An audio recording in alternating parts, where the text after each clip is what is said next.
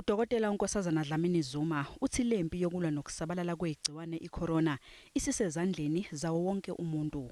Uthi umuntu osezotholakala engasifakile isifonyo usezothweswa icala. Sekuyicala ke ukungayifaki imask. Sekuyicala ke ukuthi singene la Union Building singefakile ama-mask. Noma ikuphi, noma kusesitolo, noma ikuphi la kukhona khona umphakathi, imask iyafuneka.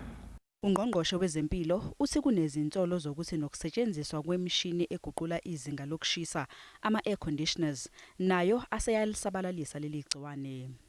The air conditioners that are cycling air inside the room can actually contribute to the spread of the infection. Umnyango wezenhlalakahle uthi ezicelweni ezingu-7.5 million ezifakwe ilabo abafisa ukubonelelwa ngemali engu-350 wamarandi, zingu-5 million izicelo eseziphasisiwe zaphumelela.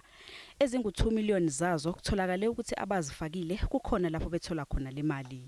Kuyafuneka ukuthi simeke sure ukuthi sibhadala imali kubantu okufuneka babhadalwe ngoba abanye abantu bayaphindela emsebenzini uthola ukuthi sesibathola back kwi-SARS database esibathola kwamanye ama-database kodwa ke asizuyisebenzisa lento engiyishoyo as a way of excluding people.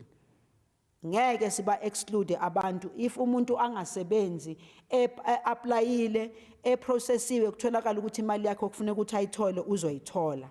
Lo mnyango uthi kwezinye zezingqinamba ezenza ukuthi ibambezeleke le mali kwabanye uhlelo olusha abalisebenzisayo ukuyithumela kanye nokusebenzisana kwabo namanye amabhange.